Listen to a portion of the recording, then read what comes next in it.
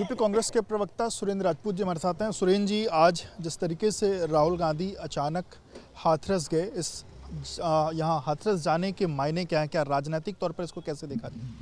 हर चीज़ को राजनीतिक चश्मे से क्यों देखा जाता है? राहुल गांधी जी एक संवेदनशील व्यक्ति हैं।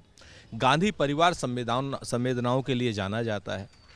आप बताइएगा, किसी को पता था कौन सा राजनीतिक लाभ लिया गांधी परिवार ने जब निर्भया हत्याकांड जो हुआ था उसके भाई को उन्होंने पायलट बनाया? कौन सा राजनीतिक लाभ लिया उस सीलमपुर की बस्तियों में जब श्रीमती प्रियंका गांधी जी लगातार पिछले कई सालों से वहाँ के बच्चों को पढ़ा रही हैं? कोई लाभ नहीं लिया।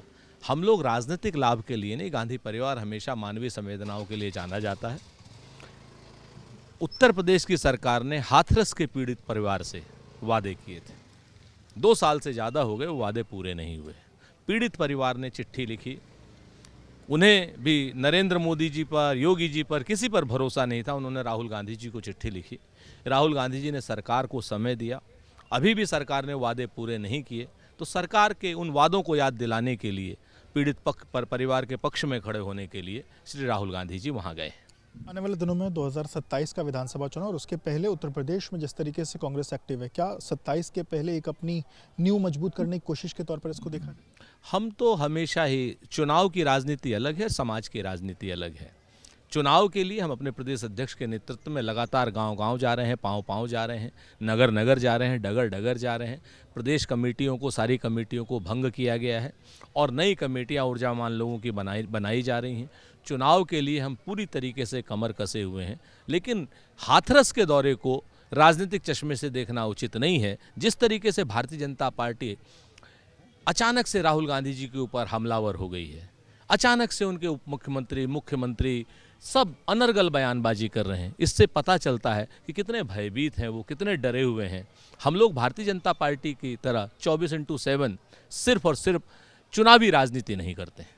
अभी जिस तरीके से ये देखा गया, समाजवादी पार्टी संभल को लेकर, हाथरस को लेकर या फिर बहराइच को लेकर अलग अलग विषयों पर एक्टिव रहती थी। अब कांग्रेस उस पिच पर बहुत ज़्यादा खेल रही, तो क्या समाजवादी पार्टी का जो उसके हिस्से का वोट बैंक था उस पर कहीं ना कहीं कांग्रेस की नज़र है? अब हाथरस में कौन सा वोट बैंक है? ये सब मीडिया के साथियों की और भारतीय जनता पार्टी की उपज है। सांप्रदायिकता के चश्मे से हटकर के भी देखना चाहिए। सच बात यह है कि जनता के मुद्दों पर जनता के साथ जुटना, जनता के को न्याय दिलाने की बात करना, मेरे ख्याल से कांग्रेस के डीएनए में है। अगर आपको कांग्रेस का संविधान आपने पढ़ा हो तो जब कांग्रेस की शुरुआत हुई थी, अन्याय का हर कीमत पे प्रतिरोध करने के लिए ही कांग्रेस का जन्म हुआ था और उसी जिम्मेवारी को कांग्रेस पार्टी पूरा कर रही है। उसी जिम्मेवारी को कांग्रेस के हमारे पूर्व राष्ट्रीय अध्यक्ष राहुल गांधी जी, जो लीडर नेता विपक्ष हैं, वो पूरा कर रहे हैं। उत्तर प्रदेश के उप मुख्यमंत्री केशव प्रसाद मौर्य वो कह रहे हैं कि कांग्रेस पार्टी हो या समाजवादी पार्टी हो, सभी को मुस्लिम वोट लेने की होड़ है और संभल और बहराइच सब कहीं ना कहीं उसी का एक बानगी। बताया ना कि केशव मौर्य जी स्टूल मंत्री हैं। जिस मंत्री को कुर्सी तक ना अपनी पार्टी में मिलती हो, वो ऐसी अनर्गल बयानबाजी करेगा। अरे केशव मौर्य जी, सिराथू चले जाइए। केशव मौर्य जी, हमारे ऊपर कहने की जगह पे योगी जी से कुछ पूछ लीजिए।